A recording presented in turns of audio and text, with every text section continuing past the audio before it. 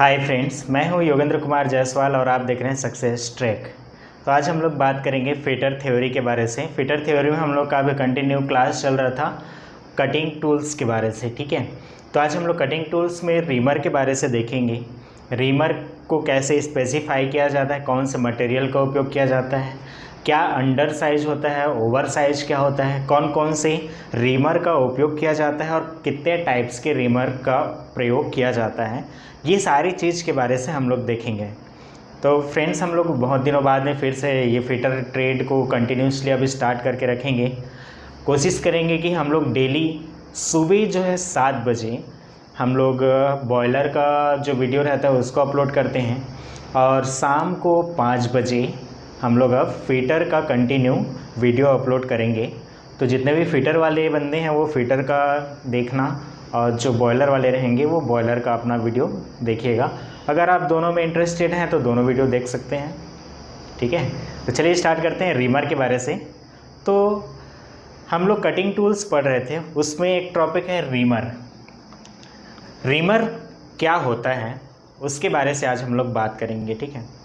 तो रीमर क्या है, इंट्रोडक्शन में देख लेते हैं। सबसे पहला इंट्रोडक्शंस, यहाँ पर डायग्राम दिया गया है, इसको भी देख लीजिएगा और जो बोल रहा हूँ उसको आप कंटिन्यूसली नोट करते जाइए ताकि आपके प्रिपरेशन के लिए बहुत इम्पोर्टेंट हो सकता है, ठीक है। तो रीमर क्या होता है, रीमर एक मल्टी पॉइंट कटिंग टूल्स होता है जिसका प्रयोग किए गए ड्रिल होल को फिनिश करने या फिर शुद्ध साइज में बनाने के लिए हम लोग किसका उपयोग करते हैं, रीमर का उपयोग किया जाता है, ठीक है। एक बार और बोल देता हूँ, ड्रिल के द्वारा किए गए होल को शुद्ध साइज में या फिर एक्यूरेसी में उसको फिनिश करने के लिए या फिर ड्रिल के होल को थोड़े से बड़े साइज बनाने के लिए हम लोग किसका उपयोग करते हैं, रीमर का उपयोग किया जाता है, ठीक है। यह एक क्या है, मल्टी पॉइंट कटिंग टूल होता है। मल्टी पॉइंट कटिंग टूल होता है जिसका उपयोग हम लोग क्यों करते हैं, किए गए ड्रिल होल को शुद्ध साइज में बनाने के लिए हम लोग इसका उपयोग करते हैं। अब देखो, रीमर के द्वारा जो ऑपरेशन किए जाते हैं, ठीक है, उसे क्या बोला जाता है, रीमिंग ऑपरेशन के नाम से जाना जाता है।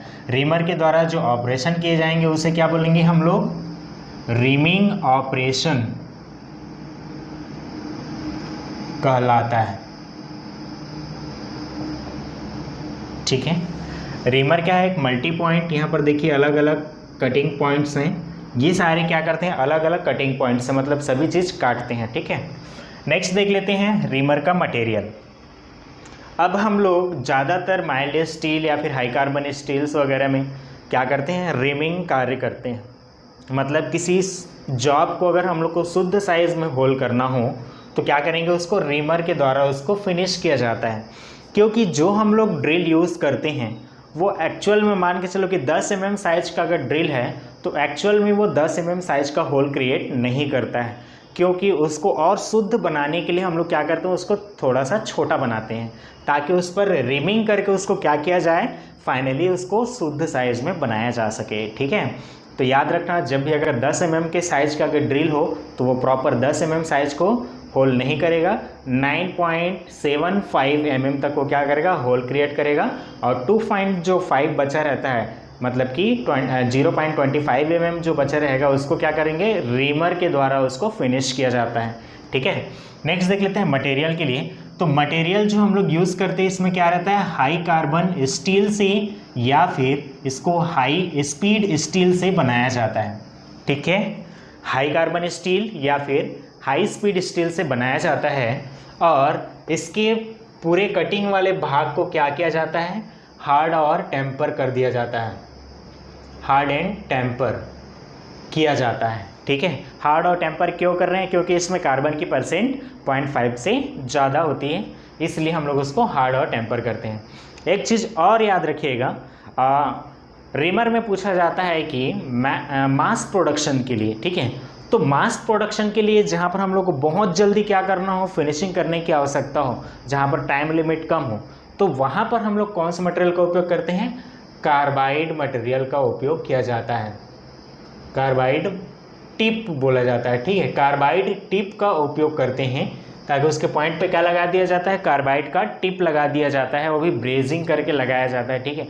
शुद्ध उसको आपको देख भी नहीं पाओगे, पूरा अच्छे से उसको क्या कर दिया जाता है, फिनिशिंग कर दिया जाता है। तो कार्बाइड टिप का उपयोग किया जाता है मास प्रोडक्शन के लिए। नेक्स्ट है स्पेसिफिकेशन। अगर स्पेसिफिकेशन वर्गीकरण की बात की जाए तो जो रीमर होता है उसको स्पेसिफाई करने के लिए क्या होगा, types of reamer, types of reamer, और उसके बाद में क्या रहेगा, टाइप्स ऑफ फ्लूट या फिर फ्लूट के टाइप्स, और इसके साइज से लिया जाता है। मतलब types of reamer, types of flutes और साइज के अनुसार। टाइप्स ऑफ रीमर में अभी इसके टाइप्स के बारे में बताया नहीं हो तो आपको ऐसे ही बता दिए रहता हूँ। टाइप्स ऑफ रीमर मतलब कि वो स्ट्रेट सेंक है कि टेपर सेंक है। सेंक के अनुसार दो टाइप्स के आते हैं, एक स्ट्रेट सेंक आता है और एक रहता है टेपर सेंक आता है। तो टाइप्स ऑफ रीमर में आप सेंक को लोगे, ठीक है, कि स्ट्रेट सेंक है कि टेपर सेंक है। और फ्लूट्स, फ्लूट्स मतलब कि यहाँ पर जो फ्लूट्स कटे हुए हैं, अब इसके बारे से और बताऊँगा। जनरली ये दो फ्लूट्स में पाए जाते हैं, एक होता है स्ट्रेट फ्लूट्स और दूसरा होता है स्पाइरल फ्लूट्स, ठीक है। तो वो कौन से टाइप्स के, स्ट्रेट फ्लूट टाइप है कि स्पाइरल फ्लूट टाइप है। जैसे कि यहाँ पर देखो ये स्ट्रेट फ्लूट टाइप हो गया और ये वाला जो घुमावदार है वो क्या कहलाता है, स्पाइरल फ्लूट्स या फिर हेलिकल फ्लूट्स के नाम से जाना जाता है। तो वो कौन से टाइप्स के वो, और रीमर का साइज क्या है उसके अनुसार से उसको क्या किया जाता है, स्पेसिफाई किया जाता है। जैसे अगर हम लोग बोलना चाहें कि स्ट्रेट सेंक और स्ट्रेट फ्लूट और टिन, तो इसका मतलब क्या है कि स्ट्रेट सेंक और स्ट्रेट फ्लूट वाला हो और उसका साइज क्या हो, 10 mm साइज को फिनिश कर सके, ठीक है। नेक्स्ट है रफ रिमिंग और एक होता है फाइन रिमिंग। यहाँ पर दो चीज़ हम लोग को देखने को मिल रही है, एक होता है रफ रिमिंग और दूसरा कहलाता है फाइन रिमिंग। तो रफ रिमिंग क्या होगा, जब हम लोग मान के चलो कि सबसे पहली बार जब उसको फिनिशिंग करेंगे होल को, तो वो क्या कहलाएगा, रफ रिमिंग कहलाएगा। पहले रफ रिमिंग से उसको फिनिश किया जाता है, फिर उसके बाद में फाइन या फिर फिनिशिंग रिमर के द्वारा उसको क्या किया जाता है, फिनिश किया जाता है। तो जनरली याद रखना, जब हम लोग किसी 25 mm से कम अगर डाया वाले होल को अगर फिनिश करना हो तो पहले हम लोग रफ रिमिंग का उपयोग करते हैं, फिर सेकेंड में क्या किया जाता है, फिनिशिंग रिमर का उपयोग किया जाता है। 25 mm से कम होगा तब। अगर 25 mm से ज़्यादा डायमीटर वाला होगा तो उसे क्या किया जाता है, पहले उस पर स्टेप रिमिंग की जाती है या स्टेप ड्रिलिंग की जाती है, फिर उसके बाद में रफ रिमिंग, फिर उसके बाद में फिनिशिंग रिमिंग का उपयोग किया जाता है, ठीक है। उस चीज़ को याद रखना, कभी पूछ सकता है। तो रफ रिमिंग के लिए जो अलाउंस दिया जाता है वो कितना रखा जाता है, 0.1 mm से लेकर के 0.15 mm तक रखा जाता है रफ रिमिंग के लिए। और फिनिशिंग रिमिंग के लिए, अगर फिनिशिंग रिमिंग के अलाउंस की बात की जाए तो 0.02 mm से लेकर के 0.05 mm तक इसको क्या किया जाता है, फिनिशिंग अलाउंस दिया जाता है, ठीक है। मतलब कि उतने अलाउंस को क्या कर सकता है, वो काट के अलग कर सकता है और शुद्धतम साइज में बना सकता है। नेक्स्ट है डायरेक्शन ऑफ रोटेशन। तो जब भी हम लोग रिमर की डायरेक्शन, इसको पूछा जाता है, कई लोग कन्फ्यूजन रहते हैं, ठीक है। तो याद रखना, जो रिमर होता है वो क्या करेगा, क्लॉकवाइज में घूमेगा, ठीक है, वो क्लॉकवाइज में घूमेगा और एंटी क्लॉकवाइज में क्या करेंगे, उसके फ्लूट्स को बनाते हैं अगर वो सर्कुलर है तो, ठीक है। तो यहाँ पर क्या करेंगे, क्लॉकवाइज में उसको घुमाया जाता है। इसकी जो रोटेशन होती है वो क्या रहती है, क्लॉकवाइज में इसको घुमाया जाता है। क्लॉकवाइज में घुमाकर फिनिशिंग की जाती है। क्यों? क्योंकि जो ड्रिलिंग होता है वो क्या रहता है, एंटी क्लॉकवाइज में घूमता है। तो एंटी क्लॉकवाइज को अगर हम लोग क्लॉकवाइज में घुमा के उसको फिनिशिंग करेंगे तो ज़्यादा अच्छे से फिनिशिंग हो सकता है, ठीक है। नेक्स्ट है, अगर इसकी स्पीड की बात की जाए रिमर की अगर स्पीड की बात की जाए तो ड्रिलिंग की अपेक्षा जो रिमर का स्पीड होता है वो क्या रहता है, आधा होता है। मतलब कि उसको कम स्पीड पर क्या चलाया जाता है और फिनिशिंग की जाती है, 1/2 स्पीड रहता है। ठीक है, किसकी अपेक्षा, ड्रिलिंग की अपेक्षा। नेक्स्ट है टाइप्स ऑफ रिमर। रिमर की अगर टाइप्स के बारे में बात की जाए तो मेनली ये 2 टाइप्स के होते हैं। ठीक, कौन कौन से, एक होता है हैंड रिमर और दूसरा कहलाता है मशीन रिमर। ठीक, हैंड रिमर हम लोग किसको बोलेंगे, जिसकी हाथों की सहायता से जिसको हम लोग क्या करें, रिमिंग करें, वो क्या कहलाता है, हैंड रिमर। और हैंड रिमर जनरली जो है टैप रेंज या फिर हैंड रिमर का जो स्पैनर आता है उसके द्वारा उसको क्या किया जाता है, हैंडल आता है, उसके द्वारा उसको घुमा करके उसको फिनिश किया जाता है।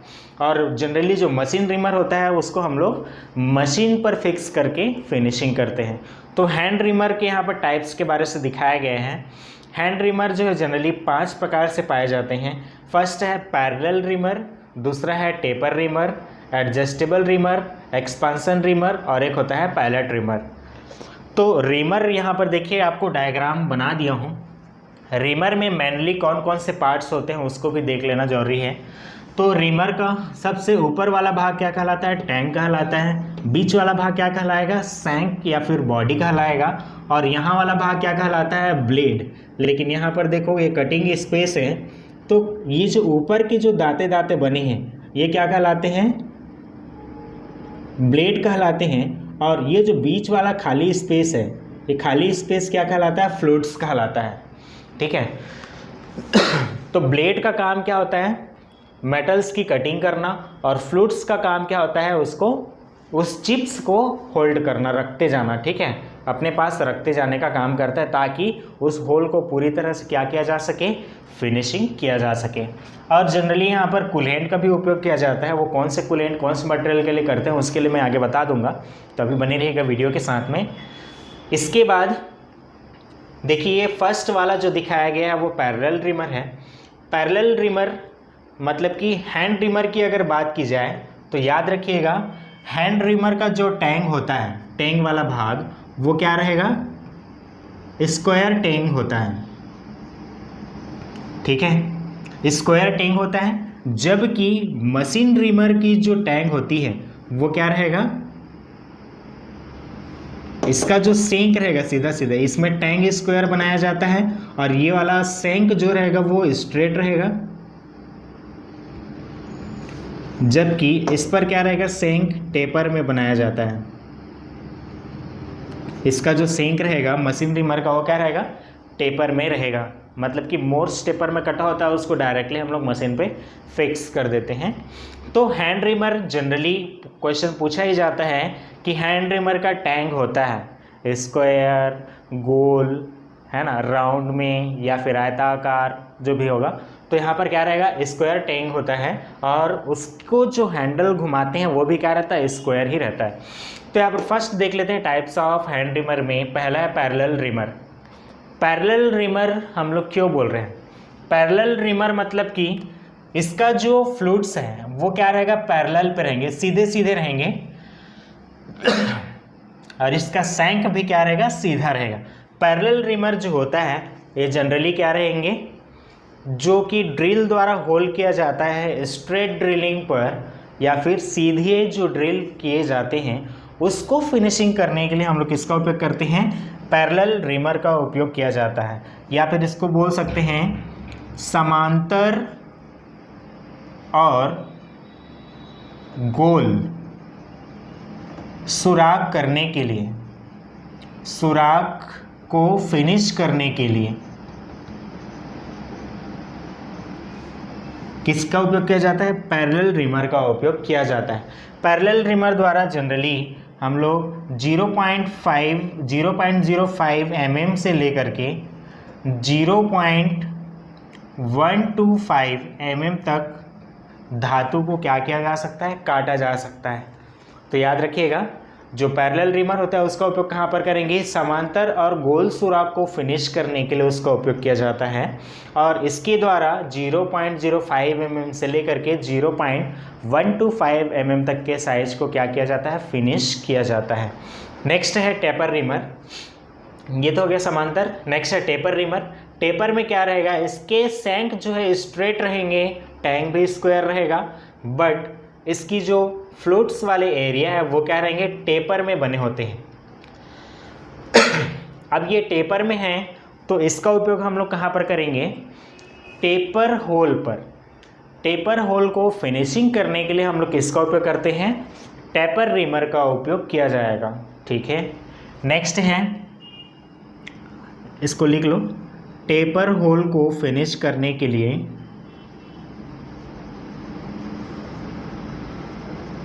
हम लोग किसका उपयोग करते हैं, टेपर रिमर का उपयोग किया जाता है। नेक्स्ट है एडजस्टेबल रिमर। ये थर्ड वाला देखिए, एडजस्टेबल रिमर। एडजस्टेबल रिमर में होता क्या है, इसके सैंक पर एक रॉड टाइप से रहेगा, वहाँ पर क्या रहेंगे, बहुत सारे थ्रेड्स कटे रहेंगे। इस थ्रेड के दोनों ओर नट लगे रहेंगे। ठीक है, इस थ्रेड के दोनों ओर क्या रहेंगे, नट रहेंगे। इस एक्सपांसन रिमर का उपयोग हम लोग कहाँ पर करेंगे, मान के चलो किसी जॉब के बेसिक साइज से थोड़ा सा ऊपर या फिर थोड़ा सा नीचे, मतलब कि उसके साइज को थोड़ा सा ज़्यादा फिनिशिंग करना हो या फिर थोड़ा सा कम फिनिशिंग करना हो, तो वहाँ पर हम लोग किसका उपयोग करते हैं, एडजस्टेबल रिमर का उपयोग किया जाता है। एडजस्टेबल रिमर क्या होगा, देखो ये कैसे काम करता है, इसमें हम लोग इंटरचेंजेबल ब्लेड का उपयोग किया जाता है। इस चीज़ का भी याद रखना, लिख लो नीचे में, इंटरचेंजेबल ब्लेड का उपयोग किया जाता है। ये ब्लेड क्या होता है, देखिए यहाँ पर ब्लेड लगे होते हैं जो कटिंग पॉइंट्स का काम करते हैं, कटिंग पॉइंट्स रहते हैं इस पर। ये क्या करेगा, इन सारे ब्लेड को एक ही जगह अरेंज कर दिया जाता है पूरे राउंड में, और उसको क्या करेंगे, बोल्ट के थ्रू आपस में टाइट कर देते हैं। ये जो बोल्ट है एडजस्टेबल, ये कैसे करेगा, यहाँ पर एक बोल्ट है, यहाँ पर एक बोल्ट है। जब इस बोल्ट को मैं टाइट करूँगा तो क्या करेगा, इस ब्लेड होल्डर को ये क्या कर देता है, टाइट करेगा। तो टाइट होने की वजह से इसका जो एरिया है वो क्या होता जाएगा, फैलते जाएगा। तो जब वो एरिया फैलेगा तो ज़्यादा डायमीटर को वो क्या कर सकता है, फिनिशिंग कर सकता है। और यदि आपको कम एरिया करेंगे तो इसको क्या करेंगे, नट को थोड़ा सा ढीला करेंगे। नट को ढीला करेंगे तो ये वाला साइज क्या हो जाएगा, कम हो जाएगा, सिकुड़ जाएगा, जिसकी वजह से हम लोग छोटे साइज के होल को फिनिशिंग भी कर पाएंगे। ठीक है, मतलब कि थोड़े से कम या फिर ज़्यादा साइज के होल को फिनिशिंग करने के लिए हम लोग इसका उपयोग करते हैं।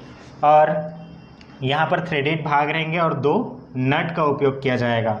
और याद रखना, यहाँ पर इंटरचेंजेबल ब्लेड का उपयोग किया जाता है, मतलब कोई भी एक ब्लेड अगर ख़राब हो गया तो हम लोग उसको क्या कर सकते हैं, आसानी से बदल के उसके जगह पर दूसरे ब्लेड को लगा सकते हैं। ठीक है, मतलब कि आप आसानी से ब्लेड को चेंज कर सकते हो, इसका एक मोस्ट इम्पॉर्टेंट बेनिफिट्स होता है। नेक्स्ट है एडजस्टेबल, मतलब कि थोड़े से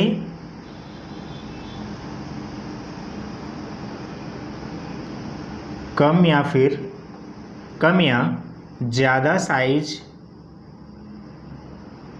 को फिनिश करने के लिए। ठीक है, हम लोग किसका उपयोग करते हैं, एडजस्टेबल रिमर का उपयोग किया जाता है। नेक्स्ट है एक्सपांसन रिमर। यहाँ पर चौथा देखिए, एक्सपांसन रिमर दिखाया गया होगा। ये एक्सपांसन रिमर क्या होगा, इसका जो फ्लूइड्स रहेगा वो स्ट्रेट रहेंगे, और यहाँ पर क्या बनाया जाता है, एक टेपर होल बनाया जाता है। मतलब अंदर में आपको दिखाई नहीं देगा, यहाँ पर क्या रहता है, एक टेपर होल रहता है, जहाँ पर हम लोग क्या फिक्स करते हैं, टेपर प्लग का उपयोग किया जाता है। टेपर होल में क्या करेंगे, इंटरनल थ्रेड्स बने होते हैं, और टेपर प्लग पर क्या बनाएंगे, एक्सटर्नल थ्रेड बनाया जाता है। तो क्या होगा, जब हम लोग किसी टेपर होल पर, मान के चलो कि ये टेपर होल है, ठीक है, अगर इस टेपर होल पर मैं किसी नट को टाइट करूं तो क्या करेगा, ये फैल जाएगा। तो जब नट को मैं टाइट करूंगा तो ये फैलेगा, तो क्या हो जाएगा, उसका साइज़ थोड़ा सा बड़ा हो जाएगा। तो इसीलिए इसको बोला जाता है एक्सपांसन रिमर के नाम से जाना जाता है। और एक्सपांसन रिमर पर हम लोग टेपर प्लग का उपयोग करते हैं। और टेपर होल की अगर बात की जाए तो कौन से रिमर पर होती है, एक्सपांसन रिमर पर होता है। अगर 2 नट की बात की जाए तो कहाँ पर होगा, एडजस्टेबल रिमर, और 2 अगर हम लोग टेपर होल की बात की जाए तो वो क्या होगा, एक्सपांसन रिमर होता है। एक्सपांसन रिमर का काम हम लोग इसका यूज़ कहाँ पर करते हैं, बड़े साइज की जॉबों को फिनिशिंग करने के लिए और उसके थोड़े से नॉमिनल साइज से थोड़े से ज़्यादा या फिर कम साइज में उसको रिमिंग करने के लिए हम लोग किसका उपयोग करते हैं, इस एक्सपांसन रिमर का उपयोग किया जाता है। एक्सपांसन रिमर पर याद रखना टेपर गेज का टेपर प्लग हम लोग उपयोग करते हैं, और टेपर प्लग होने की वजह से जब भी उसको हम लोग टाइट करेंगे, जब इस नट को हम लोग टाइट करेंगे तो क्या करेगा, ये एरिया को फैला देगा, मतलब कि वो एक्सपांड होगा, तो इसीलिए उसको बोला जाता है एक्सपांसन रिमर। और ये फैलने के बाद में अपने से थोड़े से ज़्यादा साइज के होल को भी वो क्या कर सकता है, फिनिशिंग कर सकता है। नेक्स्ट है पायलट रिमर। यहाँ पर लिख लो आप, टेपर प्लग का उपयोग किया जाता है, टेपर प्लग का उपयोग किया जाता है।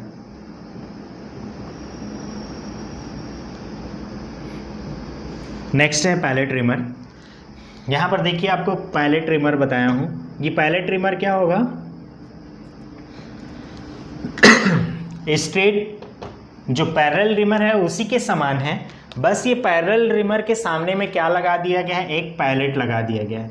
ये पायलट क्या करता है, देखिए यहाँ पर नीचे में एक पायलट लगा हुआ है। ये पायलट क्या करता है, जब भी मान के चलो कि दो प्लेट हैं अगर या फिर दो जॉब हैं, इन दोनों के बीच में अगर आपको इस होल को अगर फिनिशिंग करना हो, दोनों जॉब के बीच कोई होल है और इन दोनों पार्ट्स को एक साथ अगर आपको फिनिशिंग करना हो, तो उस समय आप किसका उपयोग करोगे, पायलट रिमर का उपयोग किया जाता है। क्योंकि ये पायलट वाला जो भाग है वो क्या करेगा, इस होल में घुस जाएगा और उसको प्रॉपर एक सीध में क्या करने के लिए डायरेक्शन देता है, ताकि वो कोई गलत एरिया में जाके वो फिनिशिंग ना कर दे। ठीक है, तो ये क्या करेगा, एक तो पायलट होने की वजह से वो उसको उसकी स्ट्रेटनेस को बनाए रखता है, साथ ही साथ में दो मैचिंग पार्ट्स के बीच की होल को सफाई करने के लिए या फिर फिनिशिंग करने के लिए हम लोग पायलट रिमर का उपयोग करते हैं। ठीक है फ्रेंड्स, यहाँ तक समझ में आया क्या? चलिए हम लोग नेक्स्ट आगे बढ़ते हैं। रिमर का साइज एक क्वेश्चन है आप लोग के लिए जो कि मोस्टली पूछा जाता है। रिमर का साइज जो होता है वो किससे चेक किया जाता है? यदि आप ये वीडियो देख रहे हो तो आप कमेंट्स करके ज़रूर बताइएगा। ठीक है, ये आपके लिए मोस्ट इम्पोर्टेंट वीडियो है। अगर आप देख रहे हो पूरा वीडियो तो इसको आप कमेंट्स करके ज़रूर बताइएगा। एक क्वेश्चन है, रिमर का साइज किसके द्वारा चेक किया जाता है? इसको आप कमेंट्स करके बताइएगा, और नहीं भी बता पाओगे तो मैं कमेंट्स में आपको बता दूंगा। ठीक है फ्रेंड्स, और इसके बाद चलिए हम लोग देखते हैं नेक्स्ट है मशीन रिमर के बारे से। मशीन रिमर कितने टाइप्स के होते हैं उसके बारे से देख लेते हैं। मशीन रिमर जो है जनरली 7 प्रकार से पाए जाते हैं, जिनमें से फर्स्ट है rose reamer, shell reamer, machine bridge reamer, machine jig reamer, adjustable machine reamer और रिमर विथ फ्लोटिंग होल्डर, और एक होता है टेपर रिमर। तो ये सारे टाइप्स कहाँ कहाँ पर यूज़ करते हैं उसके बारे से चलो देख लेते हैं। तो मशीन रिमर सबसे पहले देख लेते हैं, मशीन रिमर होता क्या है। मशीन रिमर को पहचानने के लिए आपको क्या रहेगा, उसका जो टैंक रहेगा वो क्या रहेगा, फ्लैट रहेगा। ये जो टैंक भाग है वो क्या रहता है, फ्लैटेड रहता है। और इसका जो सैंक रहेगा वो क्या रहेगा, टेपर में बना होता है। टेपर में जो रहेगा वो मोर्स टेपर होता है, और इस मोर्स टेपर होने की वजह से इसको डायरेक्टली हम लोग स्पिंडल पर फिक्स कर देते हैं। ठीक है, मोर्स टेपर होने की वजह से ये सेल्फ होल्डिंग डिवाइस के अंतर्गत आ जाता है, और ये मोर्स टेपर होने की वजह से इसको डायरेक्टली हम लोग स्पिंडल पर फिक्स कर सकते हैं। तो मशीन रिमर का उपयोग हम लोग मशीन की सहायता से करेंगे, जैसे कि ड्रिल मशीन में ही उसको अगर हम लोग चाल को अपोजिट कर दें तो उस पर हम लोग रिमर लगा करके उसको यूज़ कर सकते हैं, क्योंकि ड्रिल मशीन एंटी क्लॉकवाइज में घूमता है। ठीक है, तो उसको क्लॉकवाइज में हम लोग घुमा करके क्या कर सकते हैं, उसको यूज कर सकते हैं। तो इनमें डिफरेंट टाइप्स के रिमर का यूज़ किया जाता है, उसके बारे से देख लेते हैं। सबसे पहला आता है रोज़ रिमर। रोज़ रिमर के बारे से मोस्टली पेपर में पूछा ही जाता है, तो इसके बारे से देख लेते हैं। रोज़ रिमर जो होता है उसके सामने वाले भाग को, इस पॉइंट वाले भाग को क्या किया जाता है, इसकी कटिंग वाले भाग को थोड़ा सा टेपर में काट के इसको वेवल एज बना दिया जाता है। ठीक है, वेवल एज बनाने का मकसद क्या है, और ये कितने डिग्री में वेबल होता है करके पूछा जाता है, तो ये मोस्टली 45 डिग्री में क्या किया जाता है, उसको वेबल बनाया जाता है। तो रोज रिमर का उपयोग हम लोग कहाँ पर करते हैं, ज़्यादातर हम लोग रफ रिमिंग के लिए इसका उपयोग किया जाता है। रफ रिमिंग करने के लिए इसका उपयोग किया जाता है। रफ रिमिंग इसलिए बोल रहे हैं क्योंकि इसके द्वारा जो हम लोग रिमिंग करते हैं वो लगभग शुद्ध साइज में नहीं बनाया जा सकता इसके द्वारा, क्योंकि यहाँ पर वेबल एज बनाया जाता है। और साथ ही साथ में इसका उपयोग हम लोग कब करेंगे, हैंड रिमिंग करने से पहले।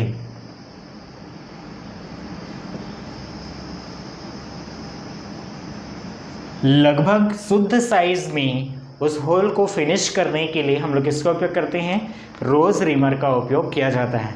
रोज रिमर के बाद में हम लोग हैंड रिमर का उपयोग करते हैं, ठीक है, पेपर में पूछा जाता है। और इसका जो एंगल होता है वो कितना डिग्री में रहता है, 45 डिग्री में उसको चैम्फर करके उसको बेवल एज बनाया जाता है।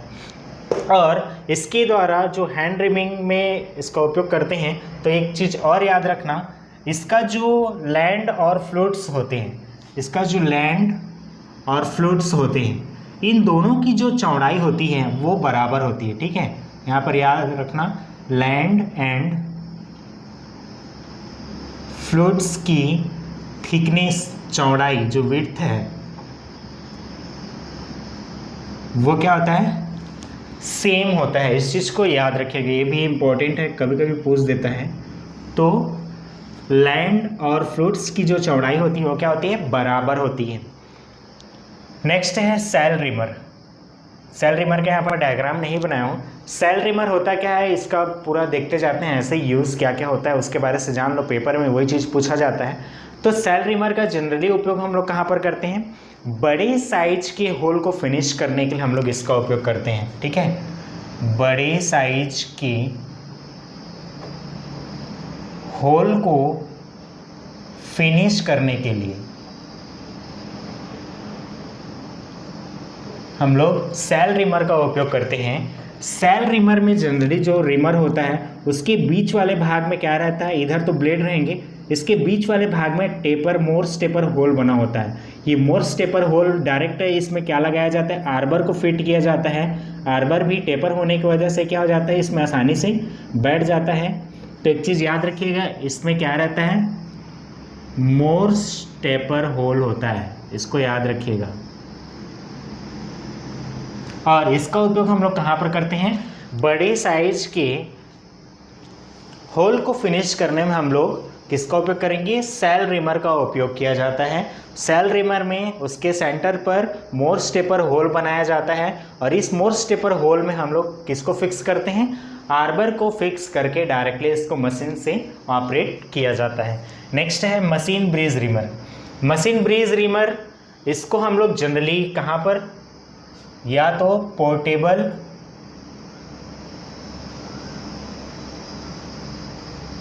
पोर्टेबल इलेक्ट्रिक मशीन या न्यूमेटिक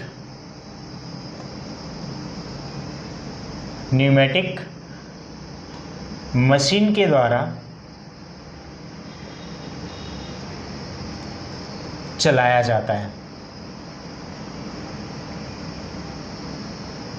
और इसका उपयोग ज़्यादातर हम लोग कहाँ पर करते हैं, शिप बिल्डिंग, जो जहाज़ बनते हैं, ठीक है, शिप बिल्डिंग, यहीं पर लिख देता हूँ, ठीक है, शिप बिल्डिंग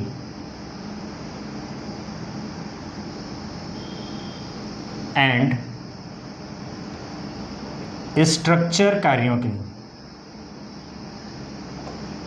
स्ट्रक्चर वर्क के लिए हम लोग जनरली किसका उपयोग करते हैं, मशीन ब्रीज रिमर का उपयोग किया जाता है।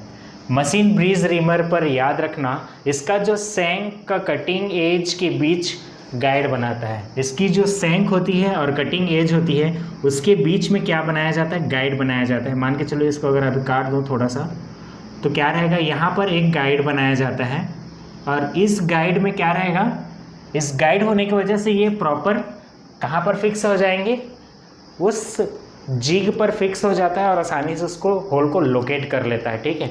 तो याद रखना, जो मशीन ब्रिज रिमर होता है उसके सैंक और कटिंग फ्लूट्स के बीच, कटिंग पॉइंट के बीच क्या बनाया जाता है, यहाँ पर एक गाइड बनाया जाता है। ठीक है, इसको याद रखिएगा गाइड को। नेक्स्ट है machine jig reamer. Machine jig reamer का उपयोग हम लोग ज़्यादातर कहाँ पर करते हैं, यहाँ पर मशीन जिग रिमर दिखाया गया है। मशीन जिग रिमर का उपयोग हम लोग ज़्यादातर कहाँ पर करेंगे, इंसर्टेड टाइप यहाँ पर ब्लेड का उपयोग किया जाता है। और इस जिग रिमर में जिग का वर्ड यहाँ पर शो किया गया है। जिग मतलब क्या होता है, जिग और फिक्सर का जब चैप्टर पढ़ोगे तब इसको और अच्छे से बता दूंगा। जिग क्या होता है, जो टूल को और जॉब को दोनों को होल्ड करता है। तो टूल को होल्ड करने के लिए वहाँ पर क्या बनाया जाता है, गाइड बनाया जाता है। और मशीन रिमर का उपयोग भी हम लोग कहाँ पर करते हैं, होल को फिनिश करने के लिए किया जाता है। नेक्स्ट है adjustable machine reamer. Adjustable machine reamer में ये याद रखना, एडजस्टेबल मतलब क्या रहेगा, होल के साइज को थोड़े से कम या फिर ज़्यादा साइज में फिनिशिंग करने के लिए हम लोग किसका उपयोग करते हैं, एडजस्टेबल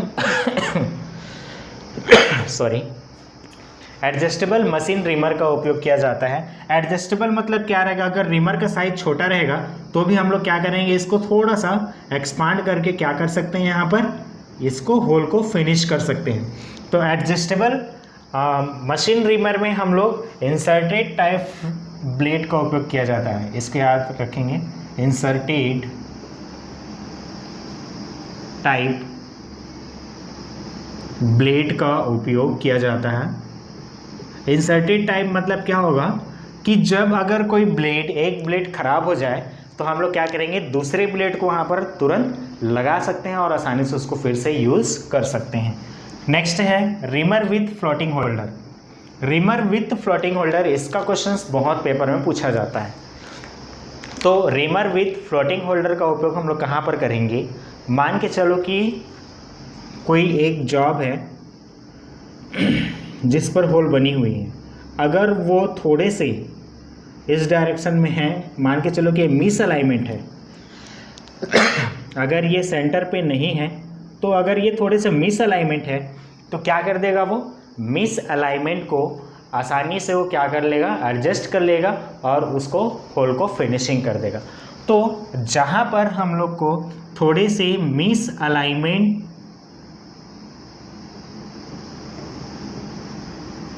पर होल को फिनिश करना हो, वहाँ पर हम लोग किसका उपयोग करते हैं, रिमर विथ फ्लोटिंग होल्डर का उपयोग किया जाता है। ऐसे क्वेश्चन में पूछा जाता है मिस अलाइनमेंट पर रिमिंग करने के लिए हम लोग किस रिमर का उपयोग करते हैं, तो याद रखना फ्लोटिंग होल्डर रिमर का उपयोग मिस अलाइनमेंट पर किया जाता है। नेक्स्ट है टेपर रिमर। अब जो टेपर रिमर होगा वो क्या रहेगा, टेपर होल पर मान के चलो कि ये कोई जॉब है, अगर इस पर टेपर होल बने हुए हैं तो इस टेपर होल को फिनिश करने के लिए हम लोग इसका उपयोग करेंगे, टेपर रिमर का उपयोग किया जाएगा। और याद रखना टेपर रिमर करने से पहले हम लोग क्या करते हैं, इसको स्टेप होल कर लिया जाता है। टेपर में इसको क्या किया जाता है, स्टेप होल करके इसको रिमिंग की जाती है। और स्टेप होल या फिर स्टेप ड्रिलिंग करने का फ़ायदा क्या होता है, ये पेपर में पूछा जाता है। तो जब भी हम लोग को टेपर में किसी होल को फिनिश करना हो तो अगर डायरेक्टली हम लोग यहाँ पर टेपर में हम लोग रिमर को चला देंगे, क्या हो जाएगा, वो ज़्यादा स्ट्रेस लेगा, ज़्यादा पावर डेवलप करेगा, है ना। तो इसलिए हम लोग क्या करते हैं, इसके कुछ कुछ भाग को स्टेप ड्रिलिंग कर देते हैं। तो स्टेप ड्रिलिंग करने से क्या हो जाता है, इसका जो टेपर रिमर का क्या होता है, टेंशन क्या हो जाता है, कम हो जाता है। इसलिए उसको क्या किया जाएगा, स्टेप ड्रिलिंग करके वहाँ पर रिमिंग ऑपरेशन की जाती है।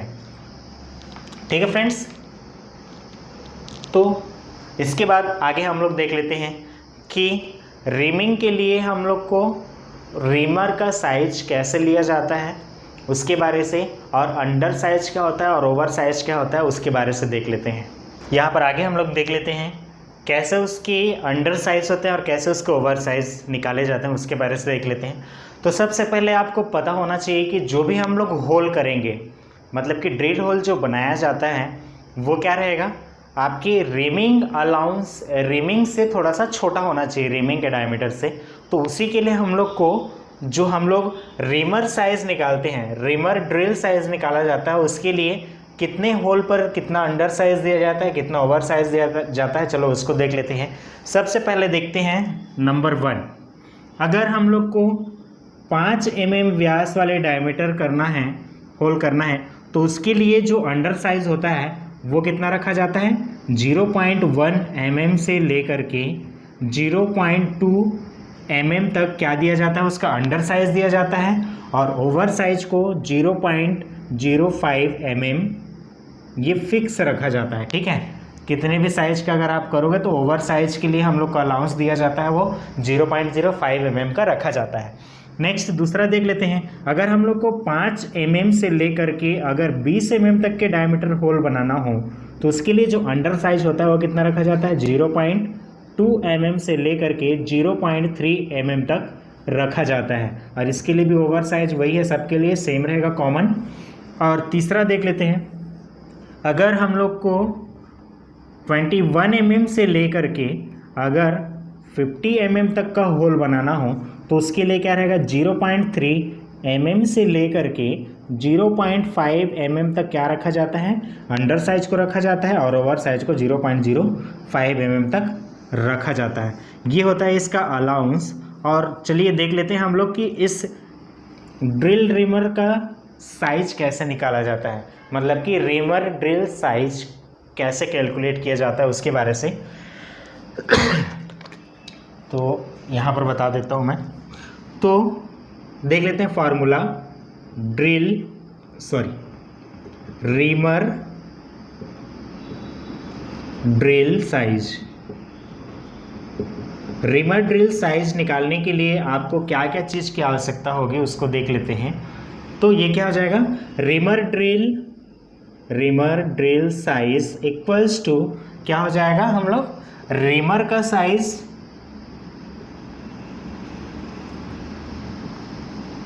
Minus under size plus over size.